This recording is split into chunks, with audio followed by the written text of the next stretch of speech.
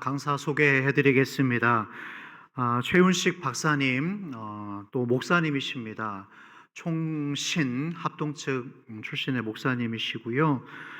최윤식 박사님은 아시아를 대표하는 미래학자이십니다. 권위 있는 세계 미래학회에서 사무총장님도 역임을 하셨고요. 미래학 분야 관련의 책만 70여 편 넘게 저자하셨던 베스트셀러의 또 저자이기도 하신 분을 저희 교회에 모셔서 이 시간은 말씀을 듣고 또 이따 1시 반에는 특강을 들을 수 있어서 아주 기쁘게 영광스럽게 생각을 합니다. 그래서 목사님 모실 때 오늘 큰 박수로 맞이하겠는데 우리 집에 오는 손님도 우리가 환하게 열렬하게 맞잖아요. 그런 마음으로 우리 최윤식 목사님 환영합니다. 은혜 많이 받겠습니다. 박수로 모시겠습니다.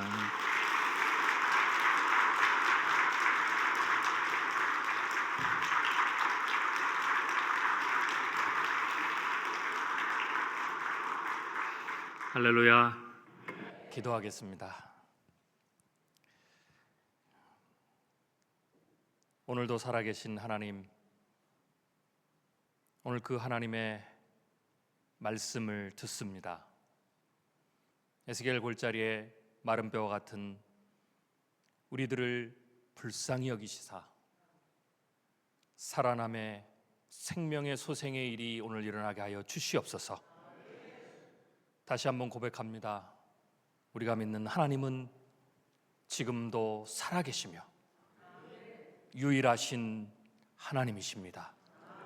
오늘 우리가 마음으로 무릎을 꿇고 겸손히 주의 말씀을 듣사오니 오늘 이 시간 우리의 귀를 열어 그 음성을 듣게 하여 주시옵소서. 예수님의 이름으로 감사하며 기도드립니다. 아멘. 네, 반갑습니다. 오늘 하나님의 말씀을 통해서 하나님이 예비해 주신 각자에게 메시지는 하나지만 각자에게 주시는 하나님의 은혜가 각기 구별되어 있을 줄로 믿습니다. 은혜를 사모하는 자에게 하나님이 은혜를 주신다고 했습니다. 다시 말씀드립니다. 은혜를 사모하는 자에게만 하나님이 은혜를 주신다고 했습니다. 사모하는 우리 성도들 모두에게 하나님이 귀한 은혜를 주시기를 주님의 이름으로 축원합니다.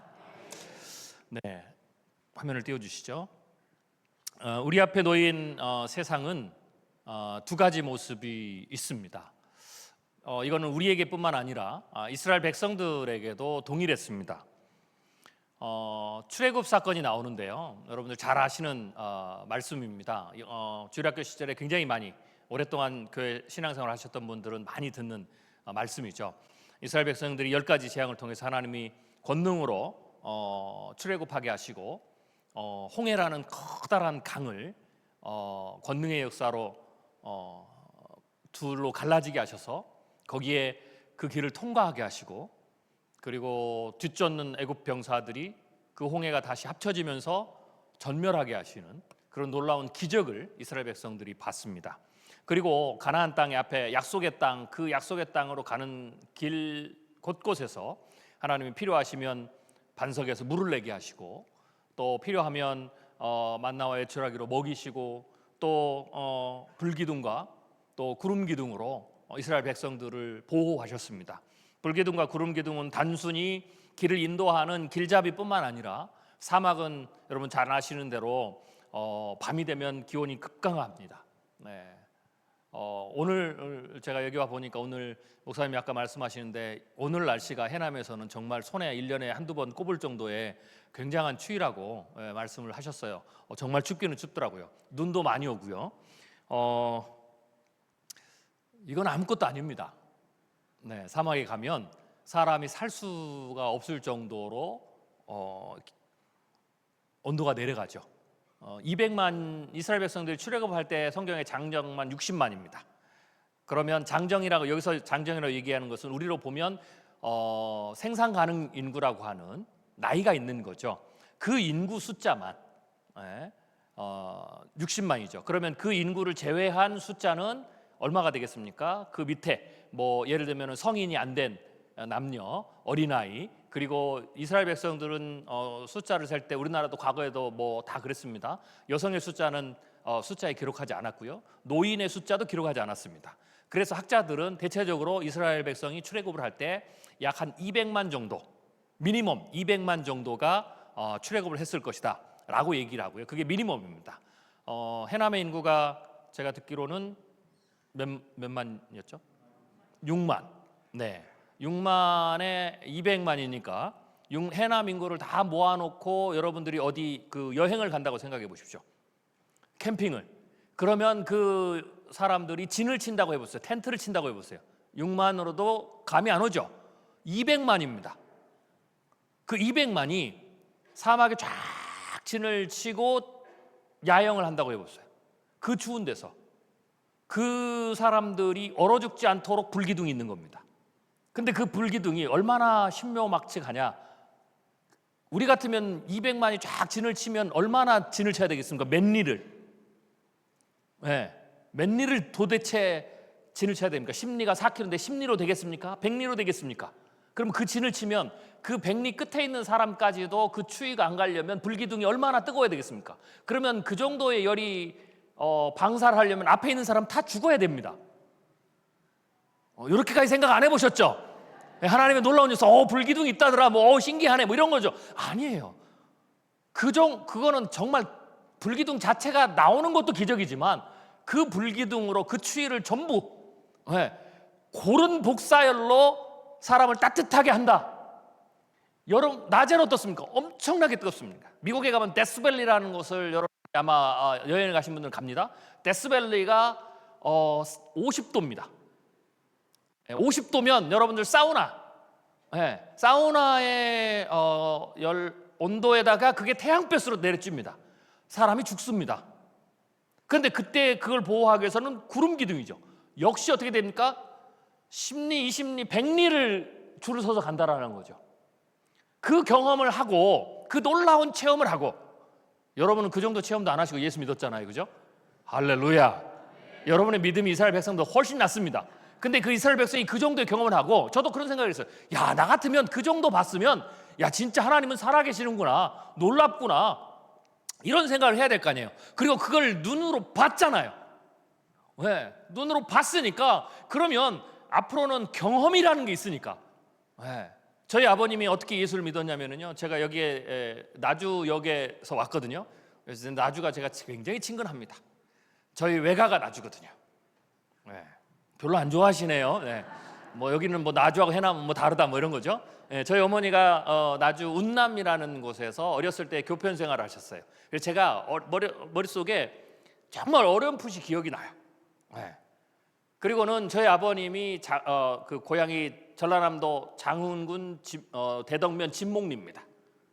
저 끝에 바로 바다 앞에 가서 겨울에 추우면 해우 아시죠? 따가지고 발장에다 다 놓으면 저는 어렸을 때 그거 따먹고 막 다닌 기억이 어렴풋이 있어요. 저희 아버님이 예수를 안 믿었는데 영산포 그래서 사업을 하려고 했어요. 제가 가끔 그러는 사업이나 계속 하시지 왜 목회를 하셔가지고 사업을 하셨으면 저희 아버님이 재주가 엄청 좋으시거든요. 그래서 아마 큰 부자가 됐을 텐데 그러면 제가 재벌 2세로 여러분 저를 볼 일이 없겠죠, 그죠? 그랬을 텐데 저희 아버님이 사업을 안 하시고 얼마나 사업을 잘하셨냐면 저희 아버님이 처음부터 예수를 믿은 게 아니고요. 저희 전부 예수를 안 믿던 집안이에요. 그런데 저희 아버님이 그 사업을 하려고 영산포 장에 갔습니다. 영산포 장 아시죠? 거기서 옷을 팔았대요. 뛰어나가죠. 아마 거기서 사업을 계속 하셨으면 저희 아버님이 이랜드 회장이 돼 있지 않을까. 근데 옷을 팔다가 그 이제 저희 아버님 말로 그때는 둘려먹기도 굉장히 많이 둘려먹었답니다. 그 정도로 말재주가 좋아서 돈을 벌었어요. 거기서 저희 어머님을 만나가지고 결혼을 하셨는데 저희 아버님이 장사를 하시다가 폐병이 걸렸어요. 폐병이. 그래가지고 사망 선고를 받았어요. 일주일밖에 못 산다. 그 목포 유달산 밑에 병원이 있습니다. 저희 아버님이 이 목포에 올 때마다 거기를 늘 갔어요. 거기 가면 저희 아버님 이 엑스레이 사진이 있으니까 폐병으로 사망 선고를 받고 일주일밖에 못 산다. 그래서 저희 아버님이 젊은 나이에 청청병력 같은 소리를 듣고 그 사망 선고를 받고 목포 유달산에 올라가셨습니다. 그래서 거기서 목숨 내놓고 기도를 했어요. 그리고 고침받았습니다. 할렐루야. 그리고는 예수 믿고 저희 아버님이 그 부흥 강사가 되셨어요. 그리고 40일 금식도를 3번을 하셨습니다. 그러면서 놀라운 신비적인 능력을 은사를 체험하고 본인도 병고침을 받았으니까. 예. 그러니까 이 정도만 돼도 평생 그 기억이, 내가 하나님을 만나서 내 삶에서 변화가 크게 오고 하나님이 내 절망적인 순간에 나를 기적적인, 그 말할 수 없는 탄식 속에서 고통과 그 깊은 수렁에서 빠져 있을 때, 아무도 나를 건져주지 않을 때 하나님이 나를 건지신 그 기억을 체험만 하면 그걸로 평생을 믿고 살 수 있다라는 거죠. 하나님은 반드시 살아계시고 많다라는 거. 제가 왜 하나님은 반드시 살아계시다고 이렇게 얘기를 할까요? 저도 체험을 했으니까요. 그러니까 그 하나님을 믿고 가는 거예요. 평생 그렇게 가는 거죠. 근데 이스라엘 백성은 그거보다 더한 거를, 폐병에 고침받은 것보다 더한 거를, 나의 삶에 망했을 때 구해 주신 하나님보다 더한 것을, 내가 질병 가운데 빠져 있었을 때, 내가 병에 걸렸을 때, 죽을 병에 걸렸을 때 구해 주신, 그 치유해 주신 그 하나님을 만난 것보다 더 놀라운 기적을 봤단 말이에요. 폐병에서 고침받은 것은 그럴 수도 있지, 그럴 수 있지만 홍해가 바다가 갈라졌단 말이죠. 안 믿으시네, 그죠? 목사님, 우리 저기 진도에 가면 그냥 갈라져요, 뭐 이런 거. 그렇게 생각하시면 안 돼요. 그런 걸 본 이스라엘 백성이에요. 그런데 그 이스라엘 백성이 드디어 하나님이 약속하신 젖과 꿀이 흐르는 땅, 가나안 땅 앞에 딱 들어왔어요. 그리고는 모세가, 제가 보기에는 그냥 괜히 정탐을 했어요. 그냥 밀고 들어갔어야 되는데, 정탐꾼을 보낸 거예요. 12명을, 각 지파에서 1명씩을 뽑아서. 그리고는 40일 동안 땅을 정탐하고 왔습니다. 그게 민수기 13장의 얘기예요. 우리가 잘 아시죠? 12명의 정탐꾼이 돌아와서 어떻게 합니까? 정탐 보고를 하죠. 그래서 너희들이 둘러본 땅이 어떠냐? 그래서 1부와 2부로 나눕니다. 보고는 첫 번째는 이렇게 하는 거예요. 에스골 골짜기에 이르러서 거기에서 보니까 포도송이가 달린 가지를 베어 둘이 막대기에 꿰어매고 또 석류와 하고 40일 동안 땅을 정탐하여 마치고 돌아와서 그 땅에 과일을 보이고 모세에게 말하여 이르되, 당신이 우리를 보낸 땅에 간즉 과연 그 땅에 젖과 꿀이 흐르는데 이것은 그 땅의 과일이니다 하고 모든 백성 앞에 내놓는 거예요. 야, 그런데요, 놀랍잖아요. 여러분, 이거 믿으십니까? 제가 주일학교 다닐 때는 믿었어요. 원래 이 교육심리학적으로 초등학교 때까지는 무슨 거짓말을 해도 다 믿습니다. 다. 왜냐면 이게 받아들이거든요.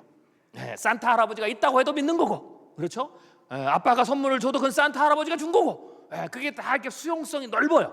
그러다가 사춘기가 되면 그때부터 이제 의심이 생겨요. 데카르트가 되는 거죠. 의심의 철학을 하기 시작해요. 그러면서 제가 갑자기 의심이 들었어요. 아니, 한번 보세요. 포도송이가 달린 가지를 베어 둘이 막대기에 꿰어 매고, 야, 이게 믿어지십니까? 여기는 다 믿네요. 역시 믿음이 다르군요. 여러분, 포도송이가 얼마나 합니까? 포도 사 먹어보셨죠? 작년에? 요만하잖아요. 요거를 둘이 막대기에 메고 가져왔다 이거예요. 갑자기 생각이 드는 거예요. 이게 뻥이 너무 다 심하다. 만약에 그랬으면 진짜 코미디죠. 그래서 제가 의심이 들어서 따져봤습니다. 의심이 들으면 그걸로 안 믿지 말고 따져보셔야 됩니다. 정말 그러나. 그래서 제가 자료를 찾아봤어요. 그랬더니 제가 하나를 찾았어요. 요게 포도예요. 지금도 있는, 그때가 아니고 지금 있는 포도 종자예요. 해보면 7kg짜리입니다. 그러니까 제가 갑자기 이해가 돼서 저 7kg짜리를 한 두세 개 하면 둘이 메고 와야 되죠. 그 정도로. 또 옆에 있는 것은 샤인머스켓이에요. 이스라엘 건 아니지만 저거는 계량을 하면 포도송이 하나가 저만해요. 그러면 한 포도 알이 하나니까 한 송이를 어떻게 이겠어요? 그래서 진짜 저게 사실이었겠구나. 이스라엘 백성이 정탐꾼이 가서 저런 과일들을 뭐 석류고 뭐 이런 것들을 다 매가지고 포도송이 사는 걸 매가지고 오는 것이 너무 당연한 거구나. 그래서 이스라엘 백성들이 그걸 보니까 막 난리가 난 거예요. 근데 이제 우리나라 사람들은 저걸 보면 좀 시시해. 오케이, 그래도 시시하다. 왜? 제가 보기에는 우리나라 사람들이요, 우리나라가 이스라엘 성지순례 가보셨습니까? 저는 안 가봤어요. 가봐야 뭐 별것도 없을 것 같아서 저는 영원히 환상을 갖기로 했어요. 근데 굳이 제가 안 가봐도 우리가 다 매체로 보잖아요. 제가 얼마나 실망을 했는지. 성지순례를 가면 주님이 여기서 기도하셨어요. 뭐 이런 거 그거는 너무 은혜죠. 그런데 젖과 꿀이 흐르는 땅이라고 하는데 제가 아무리 봐도 이스라엘은 젖과 꿀이 흐르는 땅이 아니에요. 네, 제가 보기에는 한국이 훨씬 더 젖과 꿀이 흐르는 땅이에요. 얼마나 우리 땅이 우리가 축복받은 줄 아세요? 예, 제가 종교 개혁 개혁 투어를 제가 아는 후배 교수님이 계셔서 그분이 인솔을 해서 종교개혁 투어를 했어요. 종교개혁자들이 목회했던 거, 칼빈 선생님이 목회했던 거, 거기서는 예배를 그때 어떻게 드렸는지, 그리고 칼빈 선생님이 설교하신 그때는요, 지금은 강단이 여기 있잖아요. 옛날에는 강단이 여기 옆에 붙어 있어요. 그리고 이렇게 올라가서 요 높은 데서 주의 말씀인데 어떻게 여러분들이 겨우 이 정도의 차이에서 듣습니까? 그래서 요 높은 데서 선포가 막 됐었어요. 그리고는 거기 올라가지도 못하고 막아놨고요. 옆에 의자가 하나 있더라고요. 그게 제가 들었어요. 얼마나 감동이 된 줄 아세요? 칼빈 선생님이 앉았던 의자래요. 종교교육자 칼빈 선생님께서. 그래서 제가 앉지는 못하게 하더라고요. 그래서 옆에 사진을 제가 찍었어요. 그런데 제가 그걸 마치고 스위스를 갔어요. 스위스를 갔는데 스위스는 가장 유명한 음식이 뭐죠? 아시나요? 퐁듀라는 게 있어요. 퐁듀, 치즈를 끓여가지고 거기다가 찍어서 먹는 거. 그래서 제가 스위스 음식이라고 해서 저희들 물가는 얼마나 비싼지 그걸 하나 시켰어요. 먹고는 대실망을 했어요. 왜? 한국에도 퐁듀가 있어서 제가 먹고 왔는데 한국 게 훨씬 더 맛있어. 왜? 제가 이탈리아를 갔어요. 로마 베드로 성당. 거기에 뭐 베드로 사도께서 안치해 계신대요. 그렇잖아요. 예수님의 제자. 종교개혁자 칼빈도 살아있는 실제 인물이더라고요. 그리고 갔더니 예수님의 제자 베드로도 실제 인물이더라고요. 살아있는 사람이 신화가 아니야. 실제 역사 속에 존재했던 사람이야. 그러니까 예수님은 실존하신 분이에요. 그래서 제가 거기를 다 성베드로 성당을 보고 거기는 전부 금으로 돼 있어요. 와, 대단하더라고요. 금으로. 그래서 거기를 다 구경을 하고 이탈리아 하면 최고의 음식이 뭡니까? 피자. 그래서 우리가 오리지널 피자를 먹자. 그래서 딱 가서 피자를 시켰어요. 그것도 베니스에서. 피자를 딱 시켰는데 딱 나오는 순간 실망했어요.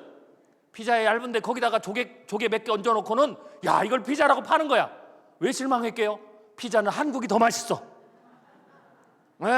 그래서 한국에 왔어요. 한국에 왔더니 또 피자헛이 있잖아요. 미국에도 있어요. 미국 피자헛보다 놀라운 사실, 한국 피자헛이 더 맛있어. 제가 깨달았어요.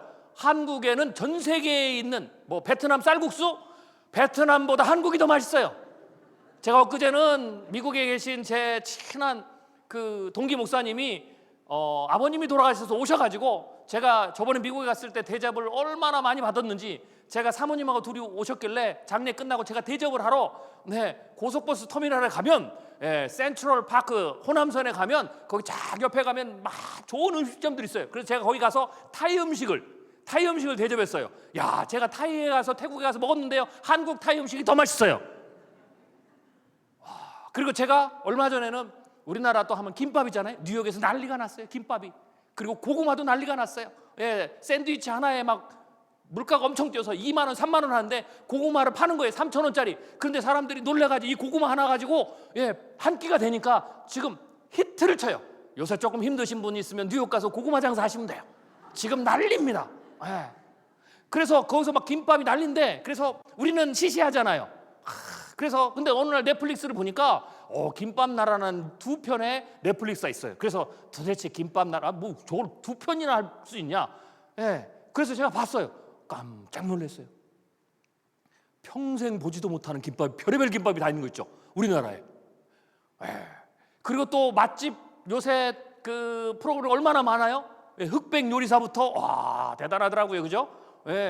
켜면 여기저기 켜면 별의별 맛집 그래서 제가 저희 가족이 다 미국에 살거든요. 저만 이제 한국에 일 때문에 왔다 갔다 하는데, 저희 이제 안방마님 오시면 제가 모시고 투어를 하려고 제가 맛집을 그 프로를 보고 맛집을 다 기록해놨어요. 기록하다가 포기를 했어요. 얼마나 많은지. 그래서 제가 생각을 해봤어요. 다른 나라 안 가고 평생 제가 전국의 맛집만 돌아다녀도 한국은 맛집 투어를 다 못하겠다. 예, 사계절 있죠. 사시사철 과일 나오죠. 전 세계에서 나오는 과일 들어오죠. 야, 대단하잖아요, 그죠? 예. 목사님이 제가 어제 왔다고 저기 나주까지 오셔가지고 문재인 대통령께서 드셨다는 나주곰탕집을 꼭 드셔야 된다고. 그래서 제가 갔어요. 근데 제가 기차가 너무 늦게 오는 바람에 문을 닫아가지고, 그런데 그 옆에 원조 맛집이 하나 있더라고요. 야, 그래서 목사님이 저기라도 가시죠 했는데 거기도 너무 맛있는 거 있죠. 그래서 제가 야, 그러면 진짜 대통령께서 가셨던 건 얼마나 맛있을까? 네, 그 생각을 했어요. 그래요. 우리는 이런 때에 사니까요, 젖과 꿀을 흐르는 땅이 하나도 마음에 안 닿아요. 가면 실망해. 근데 이스라엘 백성들은요, 대단한 곳이었어요. 애굽에서 평생 종살이 하면서 임금으로 받은 게 빵 쪼가리 하나씩. 평생 그렇게. 고기도 얼마나 먹었을 것 같아요. 제가 군대를 갔는데요, 우리 목사님도 군에 오래 계셨다는데요, 저도 군에 가서 22사에서 복무를 했어요. 군종으로 복무를 했는데, 야, 정말 얼마나 서럽든지요. 예, 훈련소에서, 지금은 돌아간가 봐요. 제 훈련소 기억을 하면, 야, 훈련소에서 깍두기 3개, 진짜 3개 나오더라고. 그때 깍두기 3개에 국을 끓였는데 고기가 훅 하고 지나간 거예요. 그냥 지나간 거, 국물.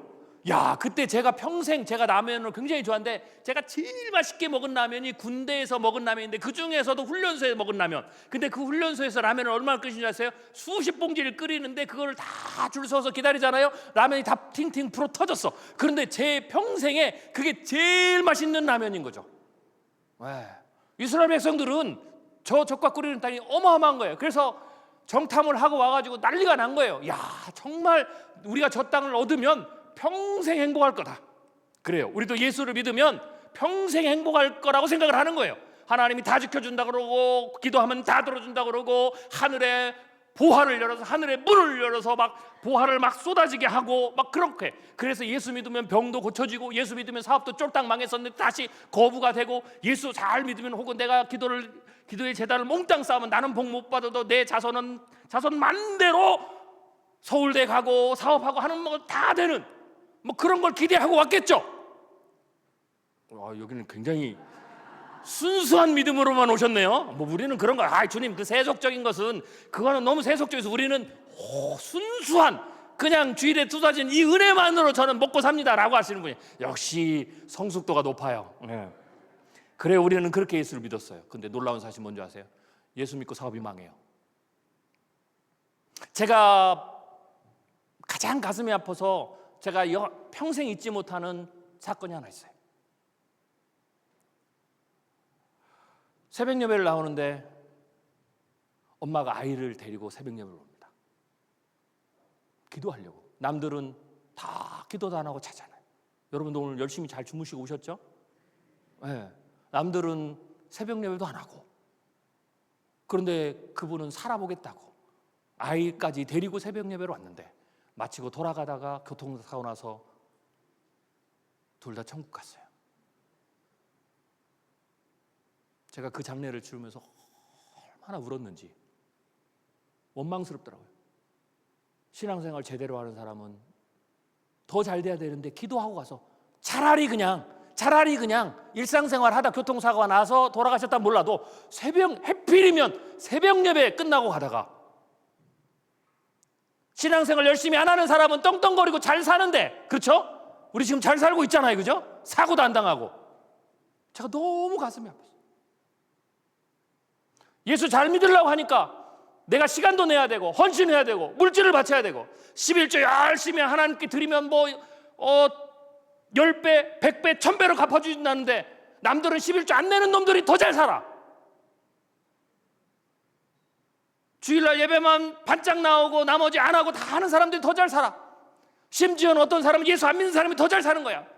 예수 믿으니까 사기도 못 치고, 뇌물도 못 주고, 거짓말도 못 하고, 법대로 지켜야 되고. 근데 예수를 안 믿으면 적당히 사기치고, 적당히 둘러먹고, 적당히 편법하고, 적당히 하면서 잘만 사는 거잖아요. 심지어는 막 착취를 하고 다른 사람을 죽여서라도 내가 위에 올라가고, 그 올라간 사람들이 권력을 부려가지고 또 그 권력으로 다 해먹고 부자가 되고. 우리 예수 믿는 사람 뭐냐라는 거죠. 예수 믿어도 병 걸리고, 제가 저희 영적 스승으로 모시는 옥하는 목사님 계셔요. 제가 그 옥하는 목사님 밑에서 제가 3년 동안 부교육자 생활하고 제가 유학을 갔는데요. 제 영적 스승이에요. 그런 분들은, 이상한 목사님들은 정말 오래 사는데 그분들은 데려가지지도 않아요. 그분들 때문에 욕은 바가지로 먹고 있는데 그런 분들은 떵떵거리고 막 살고 있는데 야속하더라고요. 한국교회를 위해서, 어른이 돼서 더 우리를 위해서 기도해 주시고 멘토를 하셔야 될 그런 목사님들은, 옥하는 목사님, 하영종 목사님, 하나님 일찍 데려가시더라고요. 심지어는 그냥도 아니고 병 걸려서 돌아가시고, 예수 믿으면 병 고침 받는다고 얘기했는데 그런 분들이 병 걸려서 돌아가시고, 도대체 이게 뭐냐라는 거죠. 그래서 우리는 생각해요. 예수 안 믿는 게 더 낫겠다. 아니, 예수 안 믿는 건 이제는 물릴 수도 없는 거고, 낙장 불입이잖아요. 어쩔 수 없어요. 여기는 고스톱도 잘 안 치시는군요. 이 고스톱의 이 전문적인 용어를 모르시고, 낙장 불입이에요. 어쩔 수 없잖아요. 네, 이미 베린 몸. 그러면 그냥 대충 여기가 좋사오니 이렇게 살자. 굳이 열심히 할 필요는 없다. 주일날 예배만 나오면 된다. 이스라엘 백성들이 그런 모습을 살았습니다. 후반부에 10명의 정탐꾼이 이런 얘기를 합니다. 그게 좋은 땅인 건 맞는데 천국 가서 좋은 거는 오케이, 천국이 보장된 건 오케이. 그런데 지금 당장 우리가 그 땅을 빼앗아 살려면, 내가 예수 믿으면 이 땅에 살려고 하면 이렇게 된다라는 거죠. 이스라엘 자손 앞에서 그 정탐한 땅을 악평하여 이르되 우리가 두루다니며 정탐한 땅은 그 거주민을 삼키는 땅이라. 거기서 본 모든 백성은 신장이 장대한 자들이며 거기서 네피림 후손인 아낙 자손을 거인들을 보았나니 우리는 스스로 보기에도 메뚜기 같으니 그들이 보기에도 그와 같았을 것이라. 안 좋은 생각은, 안 좋은 말은, 부정적인 말은 굉장히 빠르게 전염됩니다. 이들의 이 말이 떨어지기가 무섭게 앞에서 봤던 그 모든 적과 거리는 땅, 그들이 출애굽하면서 하나님 보시던 놀라운 기적들은 온데간데 없이 싹 사라졌어요. 그리고는 어떻게 돼요? 온 회중이 소리 높여 부르짖으며 밤새도록 통곡했어요. 그리고 그들이 뭐라고 그랬냐? 우리가 모세를 죽이고 새로운 두령을 세워서 우리가 애굽으로 돌아가자 그랬어요. 애굽으로 돌아가면 그들이 환대를 받을 것 같아요? 아니에요. 애굽에서 무슨 일을 하고 나왔는데요? 장자를 싹 쓸어버리고 바로의 아들까지 죽여버리고 나왔는데 그들이 다시 돌아가면 옳거니 하고 잘 왔습니다 하고 할 것 같아요? 더 극심한 노예 생활을 했겠죠. 그럼에도 불구하고 그들은 뭐라고 그랬냐? 그래도 돌아가는 게 낫겠다 그랬어요.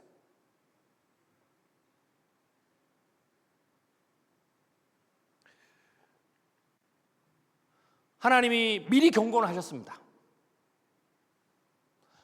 신명기 7장 1절에서 2절을 보면 가나안 땅의 7 족속에 대해서 얘기를 합니다. 그리고 너희들이 가면 그 땅을 전쟁을 통해서 쟁취할 것이라. 그리고 내가 그 땅을 너희에게 주리라 그랬어요. 여기 보면 제가 빨간색으로 해놨죠. 헷 족속입니다. 앞에 보면 이스라엘 백성들이 메뚜기 같다 그랬죠. 그래요, 틀린 말이 아니에요. 그들의 10명의 정탐꾼들이 한 말들은 정말로 그냥 공포에 휩싸여서 그냥 겁에 질려서 없는 말을 허풍을 떤 게 아닙니다. 진짜였어요. 합리적인 생각이었어요. 그들의 가나안 땅에 있는 사람들은 한번 생각해 보세요. 이스라엘 백성들은 애굽에서 노예생활, 종생활하면서 빵 쪼가리 그거 겨우 먹고 살았는데 가나안 땅에 들어보니까 그런 곡식, 그런 과일들을 먹고 자랐잖아요. 그러니까 얼마나 그 사람들이 장대하겠어요. 전쟁을 하면 되겠어요? 안 된단 말이죠. 그리고 심지어는 여기에 있는 족속들이 어느 족속이냐면 이 가나안 문명이 이때 고대 근동 메소포타미아 문명이 최고로 발달한 지역이에요. 지금으로 보면 유럽, 미국 같이 문명이 최고로 발달한 지역이에요. 문명이 발달했다는 건 군사력도 뛰어났다는 거죠. 어느 정도 군사력이 뛰어났느냐? 세계사를 보면 성경에 나오는 이름하고 세계사에 나오는 이름하고 다를 때가 많아요. 왜냐하면 이게 언어가 번역된 언어가 다르든지 혹은 표기법이 달라서. 그래서 성경에 나오는 헷 족속은 세계사로 보면 어떤 족속이냐? 여기 보면 히타이트 족속이에요. 히타이트 족속은 철기 문명을 만든 족속입니다. 그래서 히타이트 문명 족속뿐만 아니라 옆에 보면 에게, 그 다음에 페니키아, 이런 강대국들이 있었어요. 여기에 이 가나안 땅은, 이 이스라엘 땅은 굉장히 요충지이기 때문에, 그리고 적과 꿀이 흐르는 땅이기 때문에, 그리고 그 굉장히 좋은 땅이면 거기에 많이 들어와 살기도 하고 영향력을 미치고 이 문명을 다 받은, 그래서 철기 문명이 나와요. 그리고 뒤에 보면 가나안 전쟁할 때 철병거가 나옵니다. 철병거는 어느 정도냐? 여러분 잘 아시죠? 고구려 철병거, 청동기 문명, 다른 데는 청동기 문명인데 철병거가 있어요. 그러면 전쟁하면 게임이 안 됩니다. 미국과 중국이 지금 전쟁을 하죠. 패권 전쟁을 합니다. 미국이 항공모함, 중국도 항공모함을 가지고 미국도 항공모함을 가지고 있어요. 미국도 최신 전투기를 가지고 있고 중국도 가지고 있어요. 그런데 전투기만 비교해 보면 미국의 전투기는 5세대 전투기예요. 그런 게 있어요. 아무튼 5세대 제일 뛰어난 거. 근데 중국은 4세대, 4.5세대 전투기가 있어요. 둘이 보면 한 끗 차이죠. 5세대나 4세대나 혹은 5세대나 4.5세대나. 근데 5세대하고 4세대하고 둘이 공중전을 붙으면 5세대가 조금 뛰어나니까 뭐 한 51대 49로 이기는 게 아니고요. 100대 0으로 져요. 전투기가 그냥 한 대의 5세대 전투기가 4세대, 4.5세대, 100대를 전부 다 격추시킬 수 있어요. 그 엄청난 차이예요. 그 엄청난 차이가 철기와 청동기의 차이예요. 청동기를 들고 있어도 철기 문명이 되면 그냥 싹 쓰러지는 거예요. 우리나라 역사에서도 다행히 나타나는 거죠. 철갑 기마병 꼼짝 못하는 거죠. 그런 게 지금 여기 가나안 족속이 땅에 있는 거예요. 그래서 그들이 보기에 정확하게 본 거예요. 아무리 봐도 전투에서 이길 수가 없어요. 그 가나안 족속들은 최고의 선진 문명을 가지고 있고 최고의 철병거, 철제 무기, 또 청동제 무기를 다 가지고 있는데 이스라엘 백성들은 어떻게 돼요? 도망 나왔잖아요. 출애굽했잖아요. 무기도 없어요. 그들이 가진 무기는 없는 거예요. 무기조차도 없어요. 청동기를 가지고 있는 것도 아니고 무기조차도 없고 그들이 가진 것은 낫, 곡괭이 뭐 이런 거. 근데 그것도 아닐 거예요. 사막에서 무슨 농사를 져요. 그러니까 작대기, 나무 작대기 이런 거밖에 없는 거예요. 싸우려고 하니까 그 땅을 순순히 하나님 주셨대. 알았습니다. 우리가 지금 나가드릴게요. 이런 사람이 어디가 있어요? 적극적으로 싸우겠죠. 전쟁하면 져요. 그래서 메뚜기 같다고 그랬어요. 밟히면 죽는다 그랬어요. 그들이 본 거는 사실입니다. 그리고 그 얘기를 듣자마자 좋으면 뭐해요? 천국 가면 뭐해요? 이 땅에서 예수 믿으면 좋은 게 하나도 없는데 라는 우리의 마음처럼 부정적인 생각, 패배주의 생각이 쫙 깔리기 시작했습니다. 그게 그들의 모습이었어요. 이거를 합리적 패배주의라고 합니다. 이스라엘 백성 안에 모든 회중 안에 200만 모든 회중 안에 빛의 속도로 합리적 패배주의가 깔리기 시작했습니다. 좋아요. 여기까지는 괜찮아요. 여호수아와 갈렙도 똑같은 걸 봤으니까. 그런데 중요한 건 이거예요. 하나님이 그 다음이죠. 여러분에게도 이런 생각이 들 겁니다. 부흥은 끝났다. 우리가 해남인데, 시골인데, 가난한데, 노인들만 가득한데, 애들은 주는데, 정부 통계를 보면 고령 인구 비율이 굉장히 높고 최고에 달하고 저출산으로 아이는 없고 시간이 지나면서 인구가 느는 것이 아니라 점점 줄고 고령화되고 나중에는 소멸 지역으로 분류되는데 우리는 없어질지도 모르는데 이미 없어진 면도 있고 읍도 있고 많은데 여기서 우리가 뭘 더 한다고 될 것 같냐? 부흥이라는 건 가당치도 않다라고 얘기를 하겠죠. 부흥이라는 것도 가당치도 않은데 안 될 부흥인데 왜 우리가 애를 써야 되는 거냐는 거죠. 그가 한다고 우리가 뭐가 나오냐는 거죠. 내가 열심히 기도해도 하나님이 내 사업에서, 내 일에서, 내 직장에서, 내 자녀에서 축복이라고 생각하는 것도 지금 보이지도 않는데 여기서 더 한다고 뭐가 되느냐라는 것들이 한국교회 전체에 지금 팽배해 있어요. 그래요. 합리적인 이유리. 교회뿐만이니까 여러분 삶에서도 그렇잖아요. 할 수 없다, 안 한다, 못 한다. 모세도 그랬어요. 출애굽기 3장 11절에 모세가 하나님께 아뢰되 내가 누구이기에 바로에게 가며 하나님 내가 누군데요? 내가 되겠습니까? 내 형편은 제가 잘합니다. 뭐 이런 거죠. 하나님이 그런 모세에게 기적을 보여주셨어요. 지팡이를 던지면 뱀이 되고 품 안에다가 손을 넣었다 빼면 나병이 생기고 다시 넣으면 치유되고 보여줬는데도 불구하고 왜 모세는 더 합니다. 대단하죠? 그래도 여러분이 좀 나아요, 그죠? 기적을 안 보고 안 믿으니까. 모세는 보고도 안 믿잖아요, 그죠?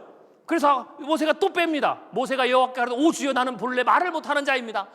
저는 말주변도 없어요. 말주변도 없는데 어떻게 전도해요? 뭐 이런 거예요. 나는 배운 게 없는데 나는 초등학교밖에 안 나오는데 제자 훈련 까당치도 않죠. 제가 무슨 알아라도 먹을 것 같아요. 뭐 이런 거예요. 별의별 얘기로 별의별 합리적인 얘기로 다 빼는 거죠. 모세처럼. 주의 종에게 명령하신 후에도 역시 그러하니 나는 입이 뻣뻣하고 혀가 둔한 자입니다. 이제 가라 내가 내 입과 함께 있어 할 말을 가르치라 모세가 이르되 그럼에도 불구하고 이 정도 되면 저 같으면 하나님이 대면해가지고 이 정도 되면 하나님이 이렇게 빌고 저렇게 빌고 막 하는 거잖아요. 이 정도가 되면 미안해서라도 아 그래 어쩔 수 없네요. 제가 갈게 이래야 되는데 모세가 또 그러는 거예요. 주여 보낼 만한 자를 좀 보내십시오. 목사님 시킬 만한 사람을 좀 시키세요. 내 나이가 제가 또 이런 분들이 또 노래 부를 때 내 나이가 어때서 뭐 이런 걸 불러요. 또 사역할 때는 내 나이 그러고 노래 부를 때는 내 나이가 어때서 막 이러고 야 그런 거예요. 그랬더니 여호와께서 모세를 향하여 노하니라 그랬어요. 하나님이 여러분을 향해서 노하시고 계실지 모릅니다.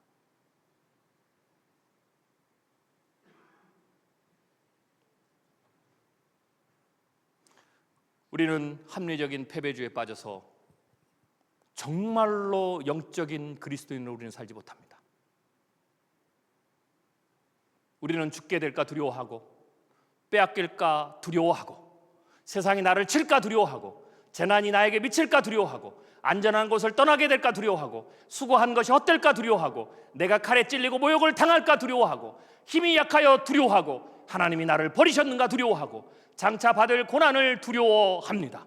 우리는 왕을 무서워하고 큰 무리와 군대를 무서워하고 세상을 무서워하고 권세를 무서워하고 돈을 무서워하고 실패를 무서워하고 나를 해치려는 사람을 무서워하고 천만인이 나를 에워싸 진치는 것을 무서워하고 수모와 멸시를 무서워하고 비방을 무서워하고 흉한 소문과 난리와 난리의 소문을 무서워하고 음침한 골짜기를 지날 때 만날 해를 무서워하고 먹고 마시고 입는 것을 무서워하고 기근을 무서워하고 질병과 죽음을 무서워합니다. 그래서 우리가 내리는 마지막 결정은 뭐냐? 주님 여기가 좁사오니 그냥 이대로 갑시다.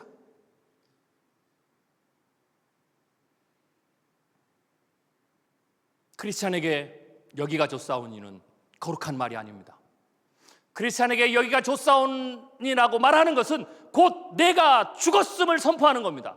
영적으로 내가 살아있으나 영적으로 죽은 것을 선포합니다. 아닌 것 같습니까? 성경을 읽어보겠습니다. 누가복음 9장에 보면 이런 말씀이 나옵니다.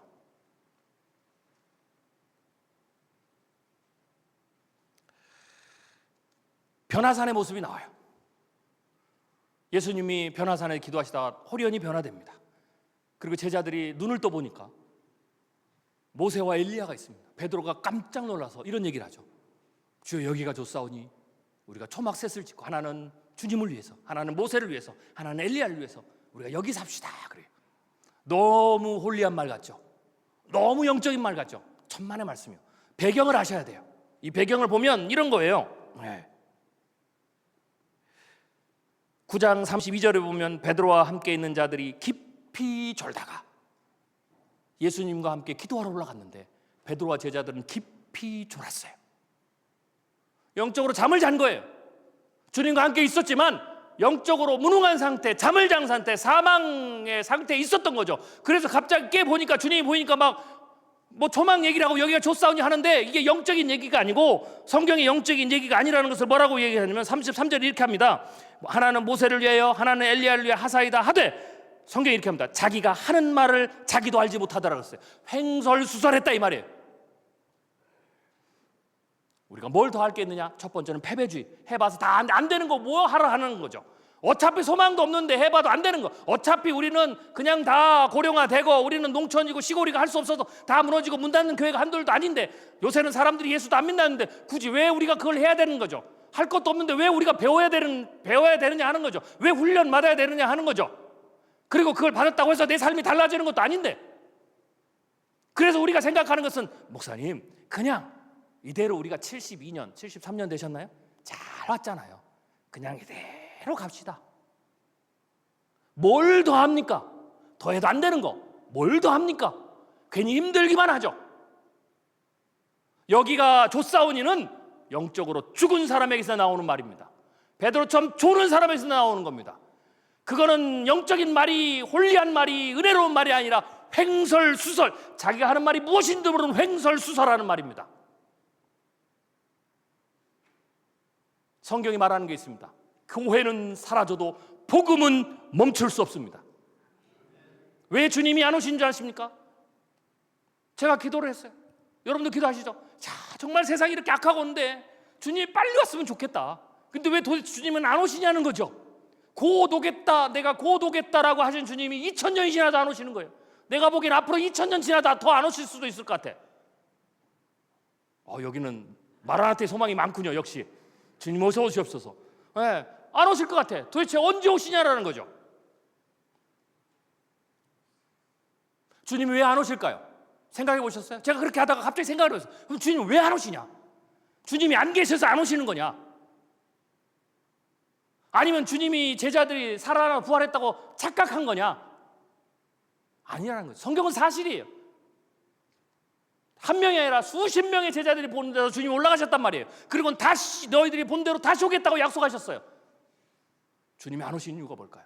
제가 성경에 찾았어요. 주님이 언제 올시지는 그날과 그 시는 아무도 몰라요. 뭐 밀레니엄하고 다 사기입니다. 2000년이 되면 주님 오신다. 뭐 지금도 끊임없이 나올 거예요. 그런 말은 다 사기. 언제 주님이 오신다는 말하는 건 전부 다 사기꾼입니다. 이단입니다. 그럼에도 불구하고 주님은 성경은 분명히 얘기하고 반드시 오신다. 그리고 또 하나가 있어요. 언제 오시는지는 그날과 그 시를 모르지만 언제 올지는, 언제 다시 오시는지는 주님이 말씀해 놓은 게 있어요. 그게 뭐예요? 생명책에 기록된 사람이 전부 구원받는 그날에 오십니다. 그러면 안 오셨다는 것은 아직 어떻게 돼요? 생명책에 기록돼서 구원받을 사람이 아직도 밖에 있다라는 거예요. 주일학교가 없다고요?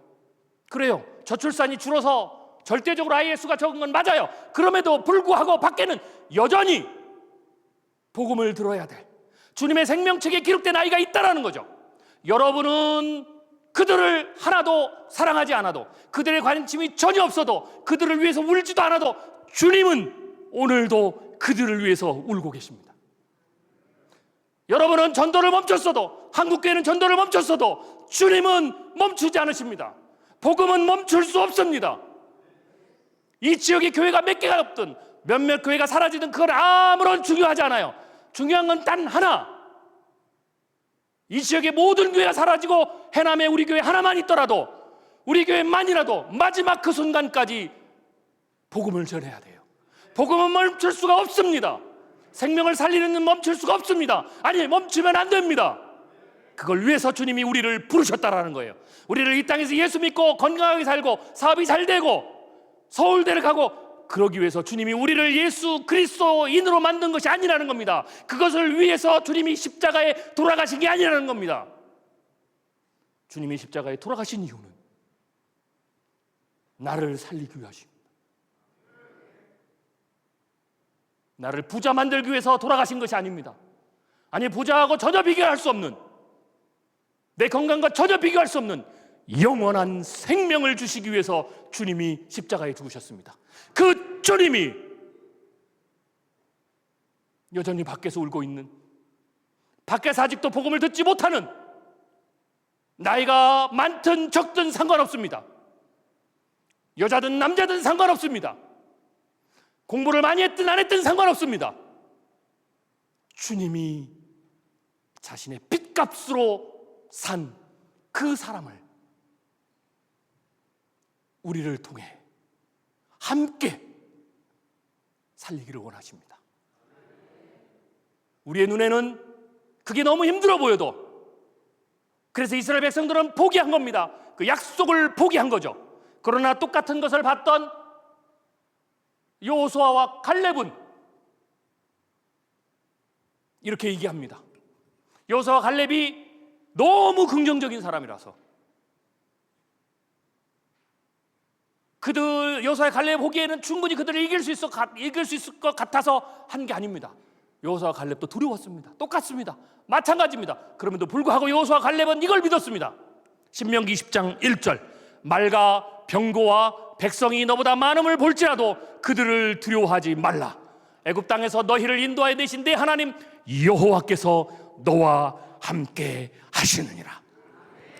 우리는 그들을 어떻게 전도해야 될지, 어떻게 살려야 될지 우리는 알 수 없습니다. 두렵습니다. 모세처럼 입이 뻣뻣합니다. 그들 앞에 가면은 무슨 말을 해야 될지 두렵습니다. 심지어는 나도 예수 믿고 잘된 것도 없는데 그들이 가서 예수 믿으라고 하는 것 자체가 부끄러울 수도 있습니다. 내 코가 석자일 수 있습니다. 그럼에도 불구하고 여호수아는 나를 보지 않고 나보다 앞서가시는 주님을 기억했습니다. 오늘 하나님이 여러분에게 묻습니다. 합리적으로 생각하는 건 좋습니다. 그래야 됩니다. 합리적으로 생각해야 내가 할 수 없다라는 것을 깨닫기 때문에 그렇죠. 우리의 능력으로 안 됩니다. 오늘 제가 여기 왜 왔는지 아십니까? 죄송한 얘기지만 우리 담임 목사님께는 죄송한 얘기지만 저는 별로 기대하지 않고 왔습니다. 아니, 저는 집회를 초청받고 설교를 초청받으면 전혀 기대하지 않고 갑니다. 제 언변으로 여러분을 변화시킬 수 없기 때문에 그렇습니다.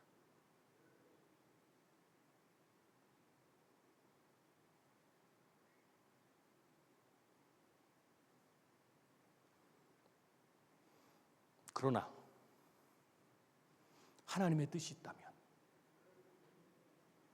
그 하나님이 하실 거기 때문에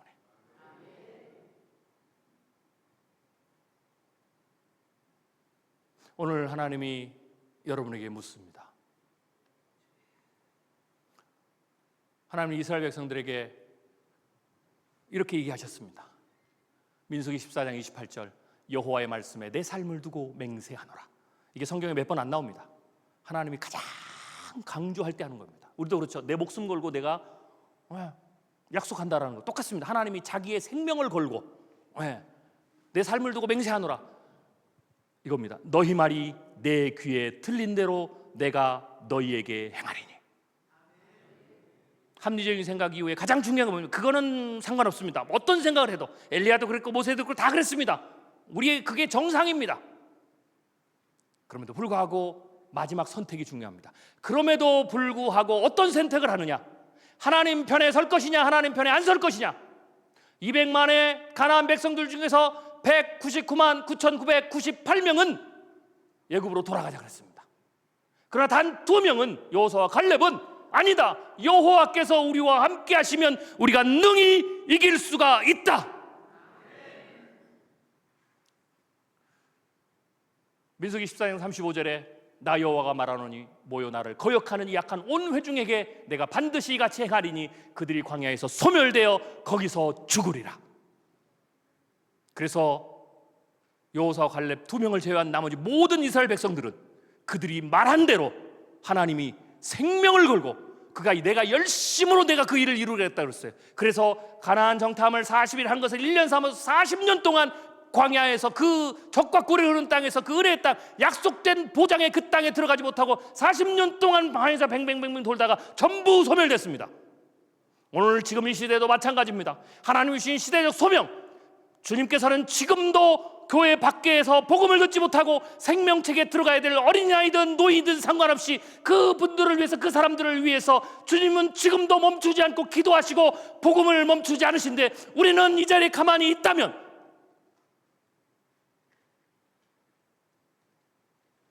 오늘 이 순간 주님이 똑같이 말씀하실 겁니다.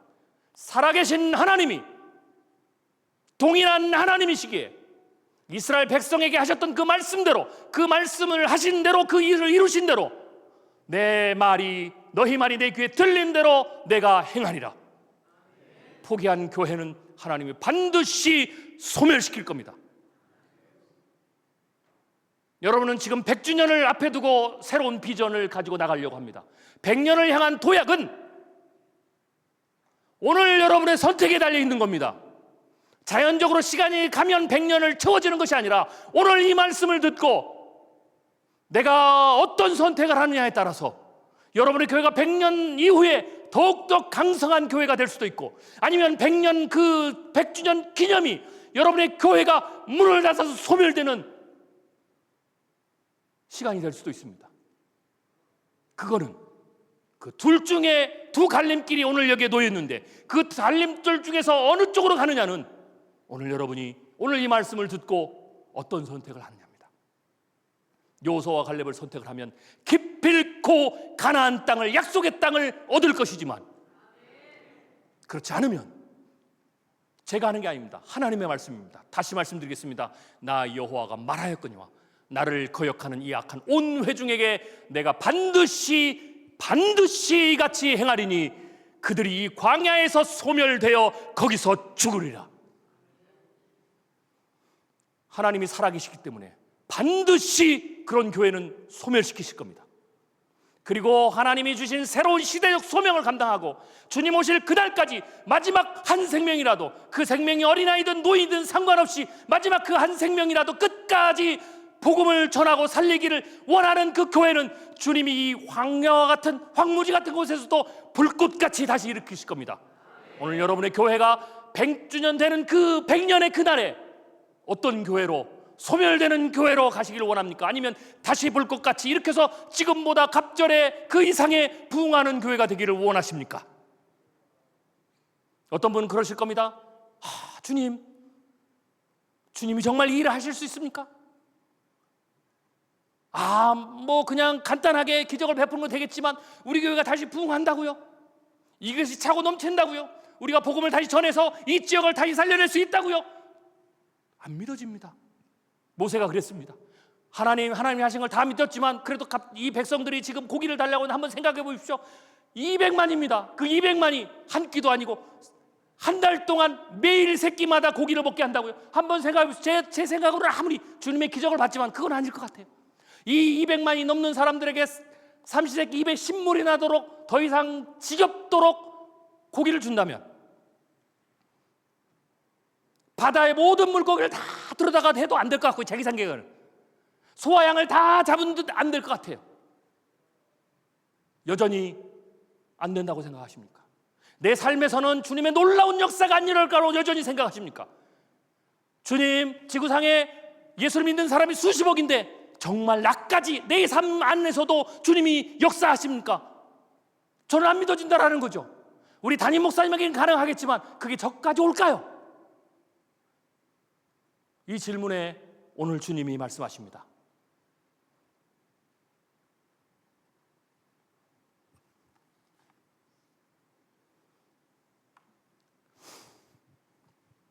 여호와께서 모세에게 이르시되 여호와의 손이 짧으냐?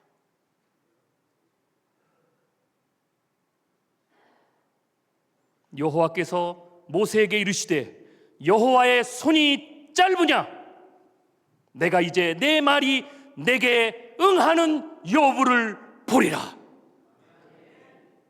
이 하나님의 놀라운 축복과 기적의 말씀이 모든 소망을 잃어버리는 이 해남 지역에 단 한 교회, 해남 중앙교회에서 일어나기를 주님의 이름으로 축원합니다. 기도하겠습니다. 주님 감사합니다. 부족한 종이 주의 말씀을 대언했습니다. 잊어버려야 될 말씀이 있다면, 언행이 있다면 잊게 해주시고 온전히 여호와의 말씀만 오늘 이후로 우리를 사로잡게 하여 주시옵소서. 여호와의 손이 짧으냐? 이 말씀이 오늘 이후로 오늘 예배에 참석한 모든 성도들의 가슴과 머릿속을 휘어잡게 하여 주시옵소서. 미치도록 만들게 하여 주시옵소서. 여호와의 손이 짧으냐 이 말이 우리의 머릿속에서 떠나지 않게 하여 주시옵소서. 그래서 억지로라도 굴복해서 이 말씀에 아멘하게 하여 주시옵소서. 예수님의 이름으로 감사하며 기도드립니다. 아멘.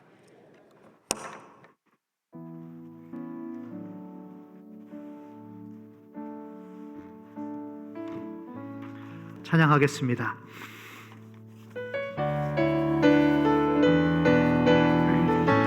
마라나타 주 예수여, 마라나타 주 예수여, 어서 오시옵소서. 땅의 모든 끝, 모든 족속 주를 찬송하게 하소서. 마라나타 주 예수여, 마라나타 주 예수여, 어서 오시옵소서. 모든 열방이 주께 돌아와